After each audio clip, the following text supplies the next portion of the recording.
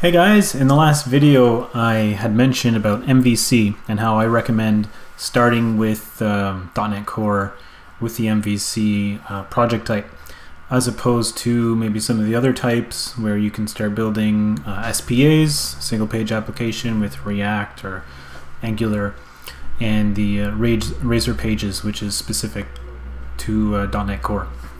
And the big reason I suggest starting with MVC is because it's an industry standard, and not only with web development but with mobile development, desktop development, and there's variations on MVC, which maybe I'll talk about a little bit.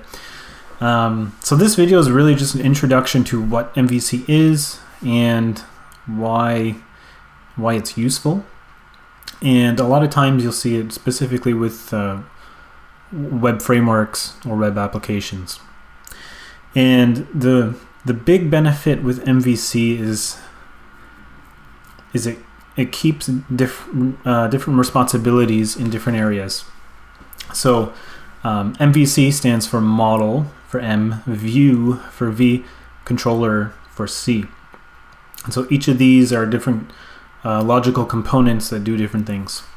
So we'll start with the controller, and basically what happens with a web application, you'll get an HTTP request or HTTPS. You'll get some kind of request into your application to view a page maybe. And in this case, here we have an index method. Now with MVC, a lot of this is convention based, which is really nice.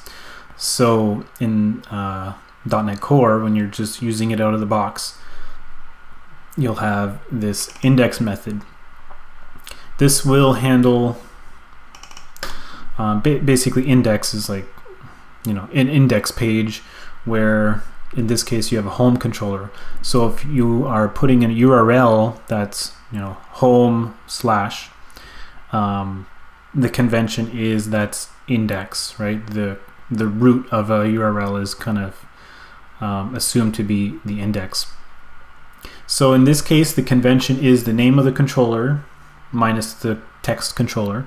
So you have home, and then index, you can actually do home slash index, but usually you'll just do home, and the convention is to choose index as the root. So if you were to do home slash about, then the convention would be to go into this method. So a controller is basically just controls the routes. So when you have home slash about, that is considered a route. So it's a particular path that your users are trying to take. So the controller controls what route maps to what view or what logic in your application. And the big thing is that's all controllers should do. And a lot of people will put a lot of business logic in their controllers, which for small apps, it's probably okay. But most of the time I would definitely suggest doing your app specific logic in other classes, and your controllers will just basically call those classes or invoke them to do whatever your application needs to do. So the controller will do something with data, right? It'll get some kind of data. Maybe you want to fetch data from a database and show that on your screen. So that's kind of the model part of that. Is the model is it's the data that you want to show on your screen, essentially. And the convention is to pass that model to your view, which is V. So in this case, this is just the out-of-the-box MVC project. So let's go to this one. So in this case, we have an error route, which is your 404, right? So you try to hit a URL that doesn't exist on your website, and this is going to be called. And you can see where we have an error view model, and that model is being given some data. And you can see here that model is being supplied some data, and that is being passed to the view. And because that method is named error, the convention is that the file name for the view is error.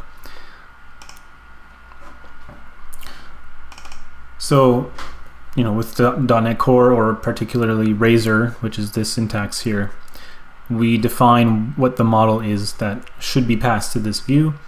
And then inside of here, we can display the data that's in the model.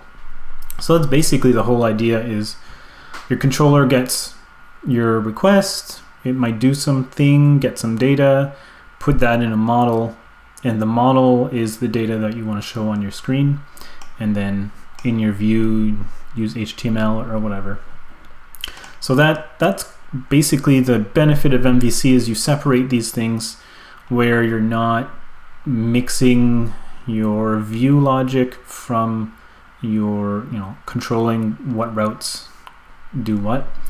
And there are variations on MVC. There's MVVM, which we're not going to go into, and lots of different tweaks on how that works. The main thing that I would bring up is that MVC, in this case with web frameworks, it's not a way to structure the guts of your application. So if you're building an application for processing insurance policies or insurance claims, you don't want to put any of that stuff in your controllers and models and whatever. That should be in a separate project with a totally different architecture.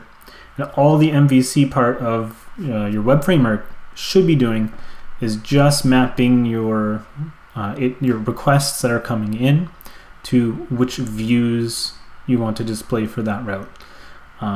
Your actual business logic should not necessarily follow MVC, and that's a whole other subject. But that's the biggest thing that I would recommend a lot of people get into that trap, and you can get some messy code, especially once your projects get bigger.